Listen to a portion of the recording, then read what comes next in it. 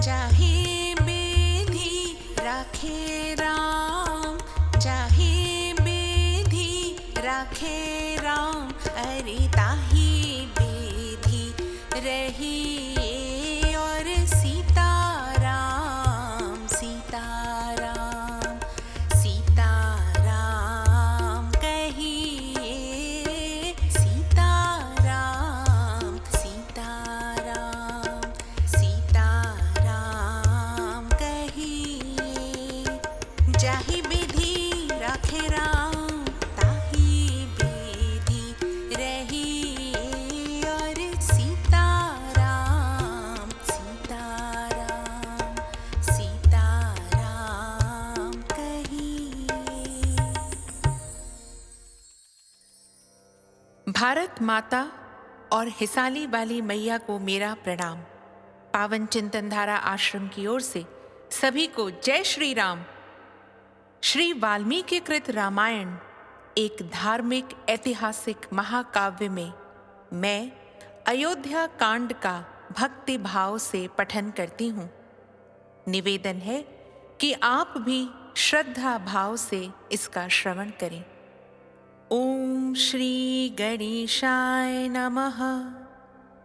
ओम श्री सरस्वते नमः। ओम श्री हनुमते नमः। ओम श्री गुरुवे नमः। श्री सियावर राम शरणागतम्। 44वां सर्ग। सुमित्रा का कौसल्या को आश्वासन देना।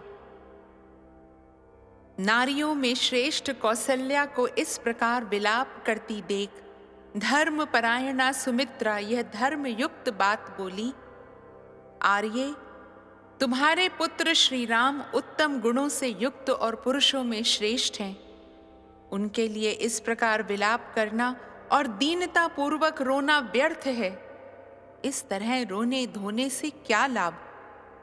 बहन, जो राज्य छोड़कर अपने महात्मा पिता को भली भांति सत्यवादी बनाने के लिए वन में चले गए हैं, वे तुम्हारे महाबली श्रेष्ठ पुत्र श्री राम उस उत्तम धर्म में स्थित हैं जिसका सत्पुरुषों ने सर्वदा और सम्यक प्रकार से पालन किया है तथा जो परलोक में भी सुखमय फल प्रदान करने वाला है। ऐसे धर्मात्मा के लिए कदापि शोक नहीं करना चाहिए। निष्पाप लक्ष्मण समस्त प्राणियों के प्रति दयालु हैं।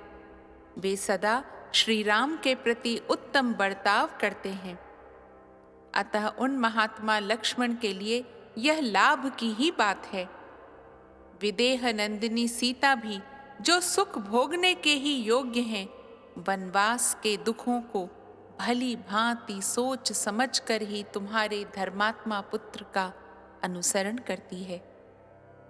जो प्रभु संसार में अपनी कीर्तिमयी पताका फहरा रहे हैं और सदा सत्य व्रत के पालन में तत्पर रहते हैं, उन धर्म स्वरूप तुम्हारे पुत्र श्री राम को कौन सा श्रेय प्राप्त नहीं हुआ है। श्री राम की पवित्रता और उत्तम महात्म्य को जानकर निश्चय ही सूर्य अपनी किरणों द्वारा उनके शरीर को संतप्त नहीं कर सकते। सभी समयों में वनों से निकली हुई उचित सर्दी और गर्मी से युक्त सुखद एवं मंगलमय वायु श्री रघुनाथ जी की सेवा करेगी। रात्रि काल में धूप का कष्ट दूर करने वाले शीतल चंद्रमा सोते हुए निष्पाप श्री राम का अपने किरण रूपी करों से आलिंगन और स्पर्श करके उन्हें आह्लाद प्रदान करेंगे। श्री राम के द्वारा रणभूमि में तिमिध्वज शंबर के पुत्र दानवराज सुबाहु को मारा गया देख विश्वामित्र जी ने उन महातेजस्वी वीर को बहुत से दिव्यास्त्र प्रदान किए थे। वे पुरुष सिंह श्री राम बड़े शूरवीर हैं। वे अपने ही बाहुबल का आश्रय लेकर जैसे महल में रहते थे, उसी तरह वन में भी निडर होकर रहेंगे। जिनके बाणों का लक्ष्य बनकर सभी शत्रु विनाश को प्राप्त होते हैं, उनके शासन में यह पृथ्वी और यहाँ के प्राणी कैसे नहीं रहेंगे? श्री राम की जैसी शारीरिक शोभा है, जैसा पराक्रम है और जैसी कल्याणकारिणी शक्ति है, उससे जान पड़ता है कि वे वनवास से लौटकर शीघ्र ही अपना राज्य प्राप्त कर लेंगे। देवी, श्री राम सूर्य के भी सूर्य, प्रकाशक और अग्नि के भी अग्नि दाहक हैं। वे प्रभु के भी प्रभु, लक्ष्मी की भी उत्तम लक्ष्मी और क्षमा की भी क्षमा हैं। इतना ही नहीं, वे देवताओं के भी देवता तथा भूतों के भी उत्तम भूत हैं। वे वन में रहें या नगर में, उनके लिए कौन से चराचर प्राणी दोषावह हो सकते हैं? पुरुष शिरोमणि श्री राम शीघ्र ही पृथ्वी, सीता और लक्ष्मी, इन तीनों के साथ राज्य पर अभिषिक्त होंगे। जिनको नगर से निकलते देख अयोध्या का सारा जन समुदाय शोक के वेग से आहत हो नेत्रों से दुख के आंसू बहा रहा है, कुश और चीर धारण करके वन को जाते हुए जिन अपराजित नित्य विजयी वीर के पीछे पीछे सीता के रूप में साक्षात लक्ष्मी ही गई है, उनके लिए क्या दुर्लभ है? जिनके आगे धनुर्धारियों में श्रेष्ठ लक्ष्मण स्वयं बाण और खड्ग आदि अस्त्र लिए जा रहे हैं, उनके लिए जगत में कौन सी वस्तु दुर्लभ है? देवी, मैं तुमसे सत्य कहती हूं, तुम वनवास की अवधि पूर्ण होने पर यहां लौटे हुए श्री राम को फिर देखोगी। इसलिए तुम शोक और मोह छोड़ दो। कल्याणी, आनंदिते, तुम नवोदित चंद्रमा के समान अपने पुत्र को पुनः अपने चरणों में मस्तक रखकर प्रणाम करते देखोगी। राजभवन में प्रविष्ट होकर पुनः राजपद पर अभिषिक्त हुए अपने पुत्र को बड़ी भारी राजलक्ष्मी से संपन्न देखकर तुम शीघ्र ही अपने नेत्रों से आनंद के आंसू बहाओगी।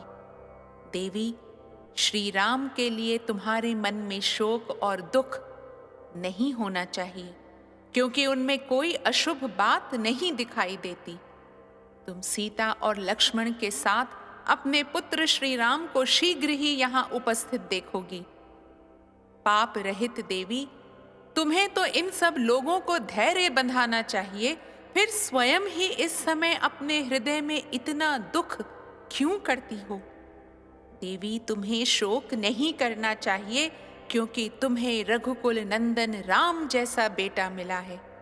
श्री राम से बढ़कर सन्मार्ग में स्थिर रहने वाला मनुष्य संसार में दूसरा कोई नहीं है।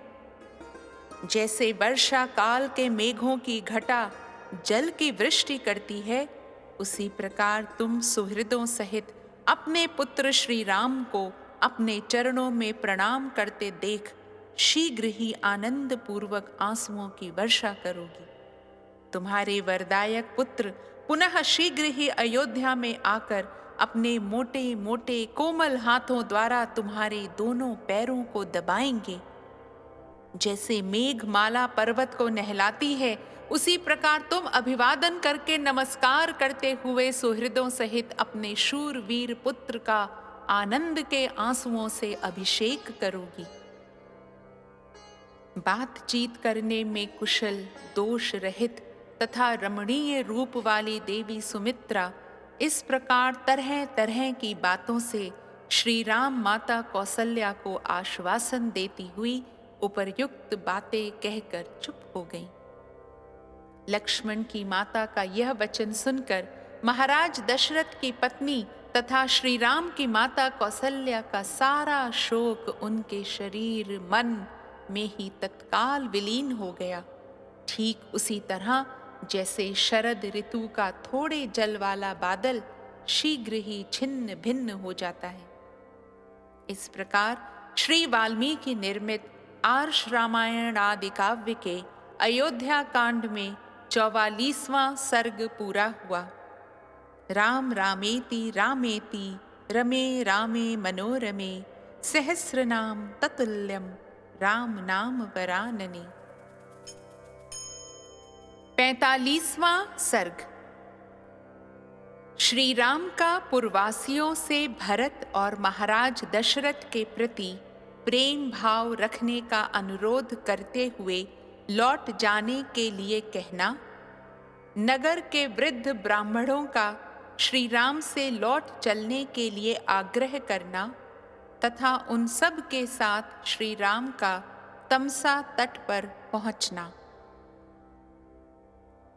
उधर सत्य पराक्रमी महात्मा श्री राम जब वन की ओर जाने लगे, उस समय उनके प्रति अनुराग रखने वाले बहुत से अयोध्यावासी मनुष्य वन में निवास करने के लिए उनके पीछे पीछे चल दिए।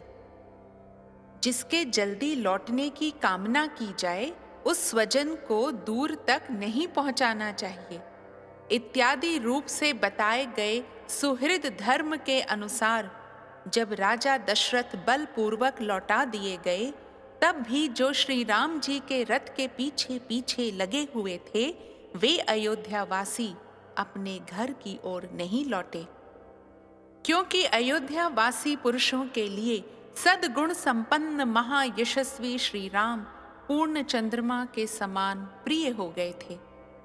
उन प्रजाजनों ने श्री राम से घर लौट चलने के लिए बहुत प्रार्थना की, किंतु वे पिता के सत्य की रक्षा करने के लिए वन की ओर ही बढ़ते गए। वे प्रजाजनों को इस प्रकार स्नेह भरी दृष्टि से देख रहे थे मानो नेत्रों से उन्हें पी रहे हों।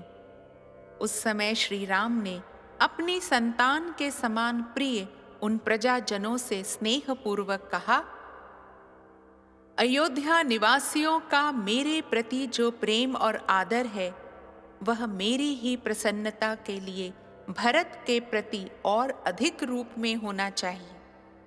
उनका चरित्र बड़ा ही सुंदर और सबका कल्याण करने वाला है। कैकेयी का आनंद बढ़ाने वाले भरत आप लोगों का यथावत प्रिय और हित करेंगे। वे अवस्था में छोटे होने पर भी ज्ञान में बड़े हैं, पराक्रमोचित गुणों से संपन्न होने पर भी स्वभाव के बड़े कोमल हैं। वे आप लोगों के लिए योग्य राजा होंगे और प्रजा के भय का निवारण करेंगे। वे मुझसे भी अधिक राजोचित गुणों से युक्त हैं, इसीलिए महाराज ने उन्हें युवराज बनाने का निश्चय किया है। अतः आप लोगों को अपने स्वामी भरत की आज्ञा का सदा पालन करना चाहिए। मेरे वन में चले जाने पर महाराज दशरथ जिस प्रकार भी शोक से संतप्त ना होने पाएं, इस बात के लिए आप लोग सदा चेष्टा रखें।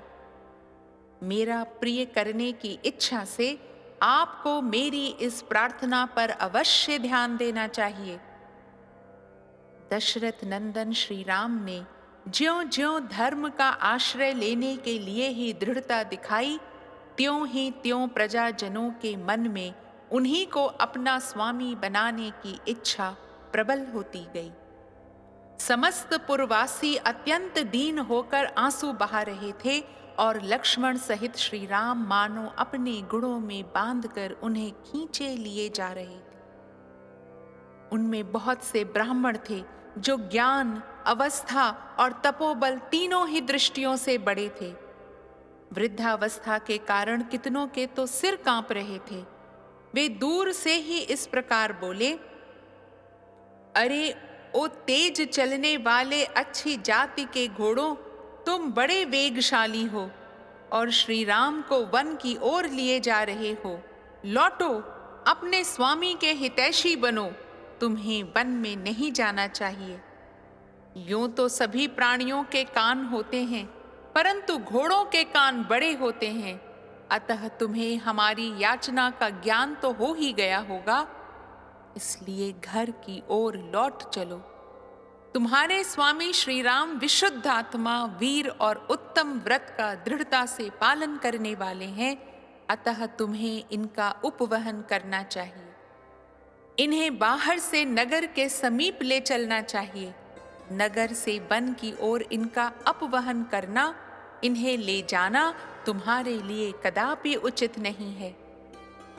वृद्ध ब्राह्मणों को इस प्रकार आर्त भाव से प्रलाप करते देख श्री रामचंद्र जी सहसा रथ से नीचे उतर गए। वे सीता और लक्ष्मण के साथ पैदल ही चलने लगे। ब्राह्मणों का साथ न छूटे इसके लिए वे अपना पैर बहुत निकट रखते थे, लंबे डग से नहीं चलते थे। वन में पहुंचना ही उनकी यात्रा का परम लक्ष्य था। श्री रामचंद्र जी के चरित्र में वात्सल्य गुण की प्रधानता थी। उनकी दृष्टि में दया भरी हुई थी, इसलिए वे रथ के द्वारा चलकर उन पैदल चलने वाले ब्राह्मणों को पीछे छोड़ने का साहस न कर सके। श्री राम को अब भी वन की ओर ही जाते देख वे ब्राह्मण मन ही मन घबरा उठे और अत्यंत संतप्त होकर उनसे इस प्रकार बोले, रघुनंदन, तुम ब्राह्मणों के हितैषी हो, इसी से यह सारा ब्राह्मण समाज तुम्हारे पीछे पीछे चल रहा है। इन ब्राह्मणों के कंधों पर चढ़कर अग्निदेव भी तुम्हारा अनुसरण कर रहे हैं। वर्षा बीतने पर शरद ऋतु में दिखाई देने वाले सफेद बादलों के समान हमारे इन श्वेत छत्रों की ओर देखो, जो तुम्हारे पीछे पीछे चल पड़े हैं। ये हमें वाजपेय यज्ञ में प्राप्त हुए थे। तुम्हें राजकीय श्वेत छत्र नहीं प्राप्त हुआ, अतएव तुम सूर्य देव की किरणों से संतप्त हो रहे हो। इस अवस्था में हम वाजपेय यज्ञ में प्राप्त हुए इन अपने छत्रों द्वारा तुम्हारे लिए छाया करेंगे। वत्स, हमारी जो बुद्धि सदा वेद मंत्रों के पीछे चलती थी, उन्हीं के चिंतन में लगी रहती थी, वही तुम्हारे लिए वनवास का अनुसरण करने वाली हो गई है। जो हमारे परम धन वेद हैं, वे हमारे हृदयों में स्थित हैं। हमारी स्त्रियां अपने चरित्र बल से सुरक्षित रहकर घरों में ही रहेंगी। अब हमें अपने कर्तव्य के विषय में पुनः कुछ निश्चय नहीं करना है। हमने तुम्हारे साथ जाने का विचार स्थिर कर लिया है, तो भी हमें इतना अवश्य कहना है कि जब तुम ही ब्राह्मण की आज्ञा के पालन रूपी धर्म की ओर से निरपेक्ष हो जाओगे, तब दूसरा कौन प्राणी धर्म मार्ग पर स्थित रह सकेगा। सदाचार का पोषण करने वाले श्री राम हमारे सिर के बाल पक कर हंस के समान सफेद हो गए हैं और पृथ्वी पर पड़कर साष्टांग प्रणाम करने से इनमें धूल भर गई है। हम अपने ऐसे मस्तकों को झुकाकर तुमसे याचना करते हैं कि तुम घर को लौट चलो। वे तत्वज्ञ ब्राह्मण यह जानते थे कि श्री राम साक्षात भगवान विष्णु हैं, इसीलिए उनका श्री राम के प्रति प्रणाम करना दोष की बात नहीं है। इतने पर भी जब श्री राम नहीं रुके, तब वे ब्राह्मण बोले, वत्स, जो लोग यहाँ आए हैं, इनमें बहुत से ऐसे ब्राह्मण हैं जिन्होंने यज्ञ आरंभ कर दिया है। अब इनके यज्ञों की समाप्ति तुम्हारे लौटने पर ही निर्भर है। संसार के स्थावर और जंगम सभी प्राणी तुम्हारे प्रति भक्ति रखते हैं। वे सब तुमसे लौट चलने की प्रार्थना कर रहे हैं। अपने उन भक्तों पर तुम अपना स्नेह दिखाओ। ये वृक्ष अपनी जड़ों के कारण अत्यंत वेगहीन है, इसी से तुम्हारे पीछे नहीं चल सकते, परंतु वायु के वेग से इनमें जो सनसनाहट पैदा होती है, उनके द्वारा ये ऊंचे वृक्ष मानो तुम्हें पुकार रहे हैं, तुमसे लौट चलने की प्रार्थना कर रहे हैं। जो सब प्रकार की चेष्टा छोड़ चुके हैं, चारा चुगने के लिए भी कहीं उड़कर नहीं जाते हैं और निश्चित रूप से वृक्ष के एक स्थान पर ही पड़े रहते हैं, वे पक्षी भी तुमसे लौट चलने के लिए प्रार्थना कर रहे हैं, क्योंकि तुम समस्त प्राणियों पर कृपा करने वाले हो। इस प्रकार श्री राम से लौटने के लिए पुकार मचाते हुए उन ब्राह्मणों पर मानो कृपा करने के लिए मार्ग में तमसा नदी दिखाई दी, जो अपने तिर्यक प्रवाह तिरछी धारा से श्री रघुनाथ जी को रोकती हुई सी प्रतीत होती थी। वहां पहुंचने पर सुमंत्र ने भी थके हुए घोड़ों को शीघ्र ही रथ से खोलकर उन सब को टहलाया, फिर पानी पिलाया और नहलाया। तत्पश्चात तमसा के निकट ही चरने के लिए छोड़ दिया। इस प्रकार श्री वाल्मीकि निर्मित आर्ष रामायण आदि काव्य के अयोध्या कांड में 45वां सर्ग पूरा हुआ। राम रामेति रामेति रमे रामे मनोरमे सहस्रनाम ततुल्यम राम नाम वरानने। 46वां सर्ग। सीता और लक्ष्मण सहित श्री राम का रात्रि में तमसा तट पर निवास, माता पिता और अयोध्या के लिए चिंता तथा पुरवासियों को सोते छोड़कर वन की ओर जाना। तदनंतर तमसा के रमणीय तट का आश्रय लेकर श्री राम ने सीता की ओर देखकर सुमित्रा कुमार लक्ष्मण से इस प्रकार कहा, सुमित्रा नंदन, तुम्हारा कल्याण हो। हम लोग जो वन की ओर प्रस्थित हुए हैं, हमारे उस वनवास की आज यह पहली रात प्राप्त हुई है। अतः अब तुम्हें नगर के लिए उत्कंठित नहीं होना चाहिए। इन सूने वनों की ओर तो देखो, इनमें वन्य पशु पक्षी अपने अपने स्थान पर आकर अपनी बोली बोल रहे हैं। उनके शब्द से सारी वनस्थली व्याप्त हो गई है, मानो ये सारे वन हमें इस अवस्था में देखकर खिन्न हो सब ओर से रो रहे हैं। आज मेरे पिता की राजधानी अयोध्या नगरी वन में आए हुए हम लोगों के लिए समस्त नर नारियों सहित शोक करेगी, इसमें संशय नहीं है। पुरुष सिंह, अयोध्या के मनुष्य बहुत से सद्गुणों के कारण महाराज में, तुम में, मुझ में तथा भरत और शत्रुघ्न में भी अनुरक्त हैं। इस समय मुझे पिता और यशस्विनी माता के लिए बड़ा शोक हो रहा है। कहीं ऐसा ना हो कि वे निरंतर रोते रहने के कारण अंधे हो जाएं। परंतु भरत बड़े धर्मात्मा हैं। अवश्य ही वे धर्म, अर्थ और काम तीनों के अनुकूल वचनों द्वारा पिताजी को और मेरी माता को भी सांत्वना देंगे। महाबाहो, जब मैं भरत के कोमल स्वभाव का बार बार स्मरण करता हूं, तब मुझे माता पिता के लिए अधिक चिंता नहीं होती। नरश्रेष्ठ लक्ष्मण, तुमने मेरे साथ आकर बड़ा ही महत्वपूर्ण कार्य किया है, क्योंकि तुम ना आते तो मुझे विदेह कुमारी सीता की रक्षा के लिए कोई सहायक ढूंढना पड़ता। सुमित्रा नंदन, यद्यपि यहाँ नाना प्रकार के जंगली फल मूल मिल सकते हैं, तथापि आज की यह रात मैं केवल जल पीकर ही बिताऊंगा, यही मुझे अच्छा जान पड़ता है।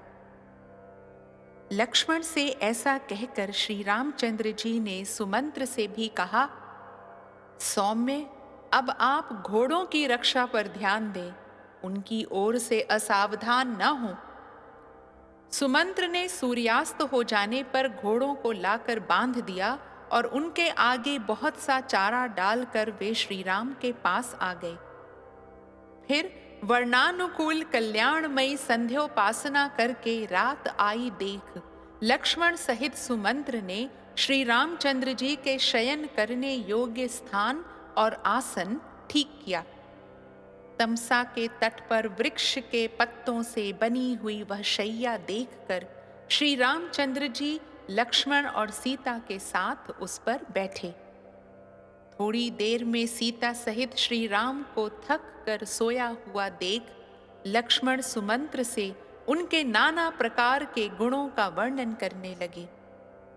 सुमंत्र और लक्ष्मण तमसा के किनारे श्री राम के गुणों की चर्चा करते हुए रात भर जागते रहे। इतने ही में सूर्योदय का समय निकट आ पहुंचा। तमसा का वह तट गौओं के समुदाय से भरा हुआ था। श्री रामचंद्र जी ने प्रजाजनों के साथ वहीं रात्रि में निवास किया। वे प्रजाजनों से कुछ दूर पर सोए थे। महातेजस्वी श्री राम तड़के ही उठे और प्रजाजनों को सोते देख पवित्र लक्षणों वाले भाई लक्ष्मण से इस प्रकार बोले, सुमित्रा कुमार लक्ष्मण, इन पुरवासियों की ओर देखो। ये इस समय वृक्षों की जड़ से सट कर सो रहे हैं। इन्हें केवल हमारी चाह है। ये अपने घरों की ओर से भी पूर्ण निरपेक्ष हो गए हैं। हमें लौटा ले चलने के लिए ये जैसा उद्योग कर रहे हैं, इससे जान पड़ता है ये अपना प्राण त्याग देंगे किंतु अपना निश्चय नहीं छोड़ेंगे। अतः जब तक ये सो रहे हैं तभी तक हम लोग रथ पर सवार होकर शीघ्रता पूर्वक यहाँ से चल दें।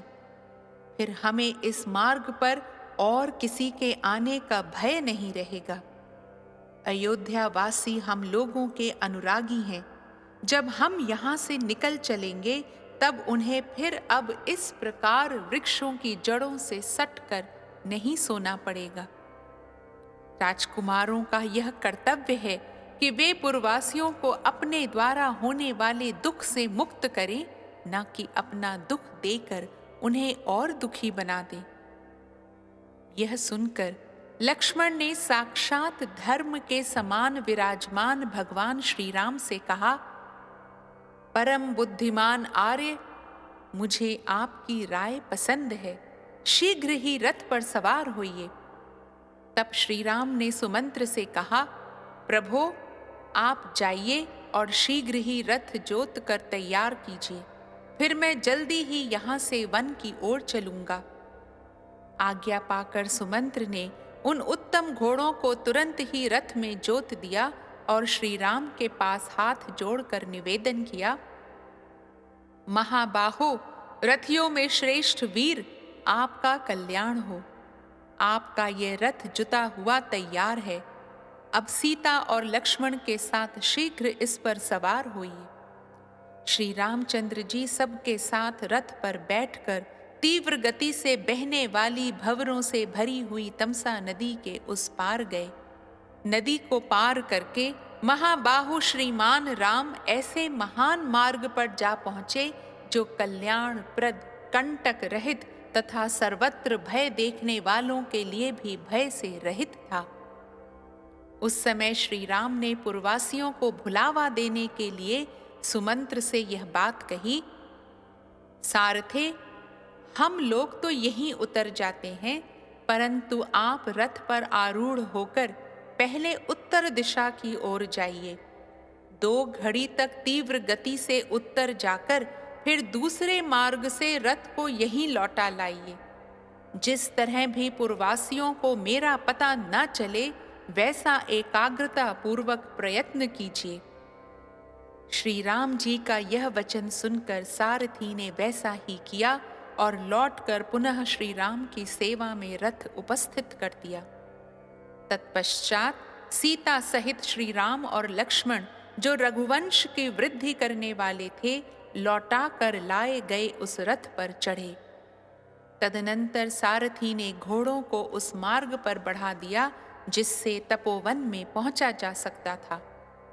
तदनंतर सारथी सहित महारथी श्री राम ने यात्रा कालिक मंगल सूचक शकुन देखने के लिए पहले तो उस रथ को उत्तराभिमुख खड़ा किया, फिर वे उस रथ पर आरूढ़ होकर वन की ओर चल दिए। इस प्रकार श्री वाल्मीकि निर्मित आर्ष रामायण आदि काव्य के अयोध्या कांड में 46वां सर्ग पूरा हुआ। राम रामेति रामेति रमे रामे मनोरमे सहस्रनाम ततुल्यम राम नाम वरानने। दशरथ नंदन राजा राम, बड़े कृपालु मेरे राम। सीता के सत पावन राम, सदचित आनंद करते राम।